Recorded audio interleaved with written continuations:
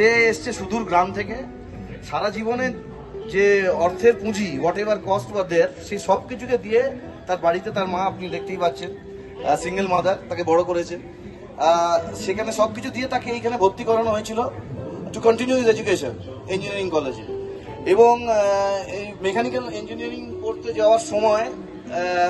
প্রথম কয়েকটা দিন যা হয়েছে ক্লাস মাস যা করেছে কিন্তু তারপরে দেখুন এনার চেহারাটা দেখলে আপনি বুঝতে পারবেন এনার বয়সের কোনো গাছপাথর নেই। এনাকে দেখে মনে হয় এতদিনে তার তার নিজের সন্তান, সে হয়তো এতদিনে ইঞ্জিনিয়ারিং এর ডিগ্রি নিয়ে চলে আসার কথা, সেই স্টুডেন্ট এখনো ফোর্থ ইয়ার থেকে বছরের পর বছর পড়ে চলেছে, বছরের পর বছর ফেল করে চলেছে। এবং এর যে গুন্ডা বাহিনী তারা মিলে ছেলেটির পরে এমনই অত্যাচার করে যে কিছুদিন পরে সে নিজে আত্মহত্যা করতে বাধ্য হয়। তো এই অবস্থায় আমি ফাইনালি আপনার শুনানি দেওয়ার আগে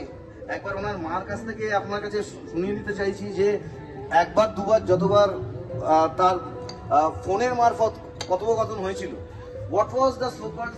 স্ট্যাটাস, যার উপরে দাঁড়িয়ে মা নিজেও বুঝতে পারছেন যে ছেলে